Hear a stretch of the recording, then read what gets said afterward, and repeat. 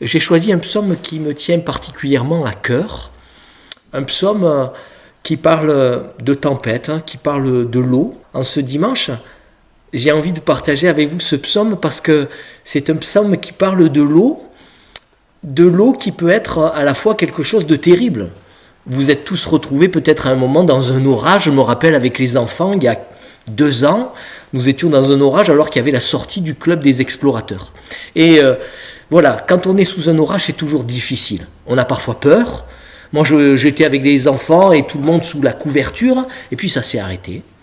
Et il y a quelqu'un qui a eu peur en son temps, c'était Luther. Luther, au XVIe siècle, le grand réformateur, alors qu'il n'était pas moine à l'époque, s'est retrouvé dans un orage, et il s'est dit, il a crié vers Dieu, il a dit, si tu me délivres de cette tempête, j'ai trop peur, je te donne ma vie. Et c'est ainsi que Luther est devenu moine. Il est devenu moine dans cette peur que lui avait procuré l'eau qui tombait si fort sur sa vie. Alors bien sûr, l'eau dans la Bible, c'est beaucoup d'eau parfois, symbole de la mort. Alors peut-être vous vous rappelez d'épisodes particuliers où l'eau a submergé tout. Je pense à Noé, au déluge, où seules 8 personnes ont été sauvées. Je pense également, vous voyez, ce passage où quand le peuple hébreu sort d'Égypte, eux, ils passent à pied sec et puis les Égyptiens sont engloutis dans la mer des joncs, tous leurs chevaux, les cavaliers, toute la force des Égyptiens est engloutie par l'eau. Et bien sûr, on a tous en mémoire des moments où il y a eu des inondations, des catastrophes, des moments particuliers où en fait l'eau est venue tout submerger. Moi, quand j'étais pasteur à Alès, en 2002, il y a eu des inondations et plusieurs membres de l'église m'ont dit à cette époque-là, on a vu la mort en face. Beaucoup d'eau dans la Bible, c'est souvent symbole de mort. On peut se noyer dans l'eau. On peut vraiment, si c'est profond, se noyer. C'est dramatique.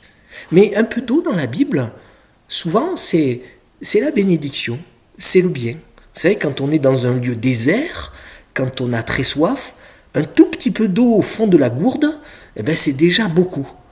Et dans la Bible, il est dit, c'est comme la rosée qui descend des montagnes de Sion, à propos de la communion fraternelle, à propos des liens qu'il y a entre les frères et les sœurs. Alors ce matin, c'est un peu ça, c'est un peu le fait de se retrouver, même si on est à distance, comme de la rosée, quelque chose qui est doux, qui est bon, qui rafraîchit, alors que peut-être nos âmes, nos vies sont angoissées, sont asséchées. On peut dire à Dieu ensemble, nous sommes devant toi comme une terre desséchée, dans le psaume 143. Alors le texte que j'ai choisi, c'est le psaume de Luther, parce qu'il aimait le dire, parce que dans ce psaume, à la fois, il y a cette eau qui est tumultueuse, cette eau qui bouleverse tout, cette eau qui casse même les montagnes. Vous savez ce qu'il y a de plus sûr, ce qu'il y a de plus stable. Et puis, il y a aussi cette eau tranquille, cette eau qui apaise, cette eau qui nourrit, cette eau qui restaure. On retrouve dans la deuxième partie de ce psaume cette réalité. Alors si j'ai choisi de partager avec vous ce psaume, c'est parce que la situation peut-être que l'on vit en France et dans le monde, c'est un peu comme la tempête. Mais on est appelé à toujours mettre notre confiance en Dieu. Il est notre espérance. Je voudrais lire avec vous ce psaume 46.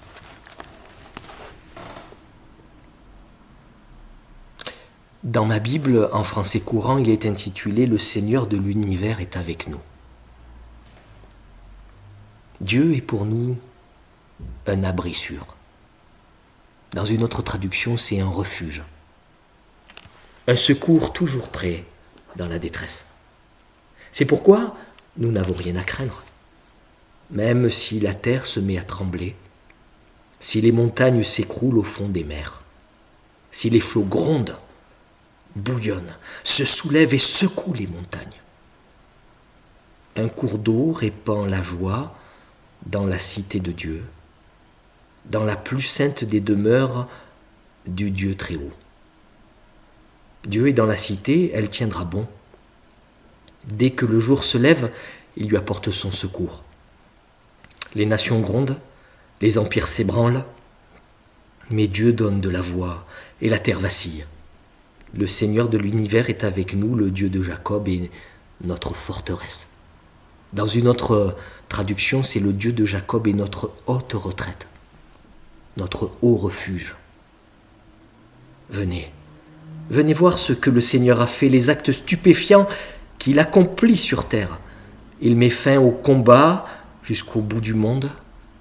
Il casse les arcs de guerre, il brise les lances, il met le feu au bouclier. Arrêtez, crie-t-il, arrêtez et reconnaissez que je suis Dieu. Je domine les nations, je domine la terre. Le Seigneur de l'univers est avec nous, le Dieu de Jacob est notre forteresse, notre haute retraite. Je le disais dans ce psaume, il y a toute cette dimension de l'eau qui est tumulte, qui est difficulté.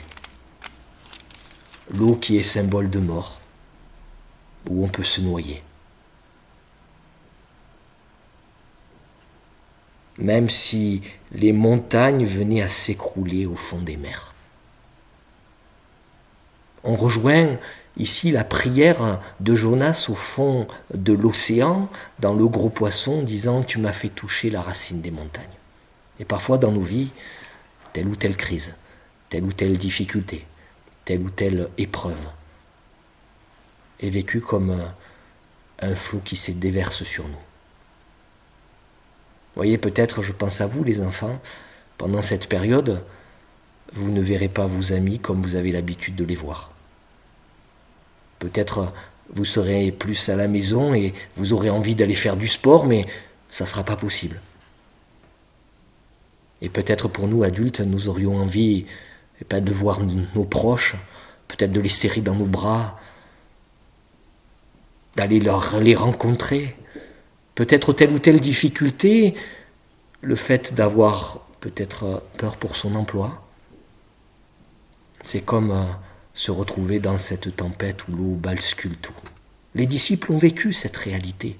Vous rappelez-vous la tempête où Jésus l'apaise? Jésus vient, il marche sur l'eau, il marche sur le monde des morts, puisqu'en fait dans l'eau, on peut se noyer. Et déjà quand il vient dans ce récit où il marche sur l'eau, il est en train de dire « Je suis la résurrection. Je suis celui qui est plus puissant que toutes les puissances morbides, de toutes les puissances de mort, tout ce qui nous fait peur, toute la ténèbre. Je m'approche et je fais le calme. » C'est ce qui se passe dans ce psaume. Il dit cette confiance, le psalmiste dit cette confiance en ce Dieu qui est capable, même face à la puissance de l'eau qui fait écrouler les montagnes comme des torrents de boue. Il dit cette confiance que Dieu peut intervenir, que Dieu agit, que Dieu entend, que Dieu répond. Et que là où il y a tumulte, là où il y a tempête, là où la mort peut être, l'eau peut être symbole de mort, eh bien, Dieu est capable de le transformer en vie. C'est la réalité du baptême, vous voyez. Plonger avec Christ et ressusciter avec lui. Nous nous approchons du temps de Pâques où nous disons, il nous a fait passer de la mort à la vie, des ténèbres à son admirable lumière. Eh bien, dans ce psaume, il y a toute cette dynamique de vie. On la retrouve. Et la deuxième partie, ce n'est plus de l'eau tumultueuse. C'est bien un cours d'eau qui répand la joie dans la cité de Dieu, la plus sainte des demeures du Dieu très haut. On est en train de nous décrire ici Jérusalem. Mais rappelez-vous, l'an dernier, il y a eu des tableaux comme ça. Je pense à cet arbre qu'avait fait Katrina, où on voyait un arbre avec un flot d'eau qui reprend le psaume 1. Heureux l'homme qui ne marche pas selon le conseil des méchants. Il est comme un arbre planté près d'un cours d'eau dont le feuillage ne se flétrit pas. Il donne ses fruits en sa saison. Eh bien, à Jérusalem, il n'y a pas de fleuve. C'est utopique. C'est inimaginable. Il y a bien un canal qui a été construit pour apporter de l'eau, mais il n'y a pas de fleuve. Le psalmiste est en train de décrire quelque chose qui est fou. Un peu comme la confiance qu'on peut avoir en Dieu dans une situation comme celle que nous vivons, qui peut être terrible, qui peut nous faire peur. Un peu comme faire confiance à Dieu alors qu'il y a la tempête dans la barque et que Dieu semble dormir. Mais Dieu agit. Dieu n'a pas des petits bras. Il nous est décrit là un fleuve qui répand la joie dans la cité de Dieu. C'est notre confiance en Dieu. Ce fleuve, il découle dans l'Apocalypse, dans la Nouvelle Jérusalem, du trône de Dieu même. Il nous est dit que l'arbre de vie est planté à côté de ce fleuve et qu'il donne des fruits pendant les 12 mois de l'année. Et même ses feuillages sont comme des remèdes. Quelle belle image pour nous, voyez, pour dire qu'au cœur même de ce que nous traversons, chacune et chacun, petits et grands, Dieu est celui qui est comme un torrent d'amour, un torrent de grâce, un torrent de paix, un torrent de joie, qui vient au cœur même d'une situation difficile, apporter paix, joie, comme un fleuve qui vient inonder. Mais remarquez que c'est au cœur de Jérusalem, c'est dans l'intimité avec ce lieu très saint que se trouve cette paix, cette joie. Et c'est ce que nous dit le psalmiste. Approche-toi de Dieu, c'est ton bien, c'est ta paix, c'est ta joie.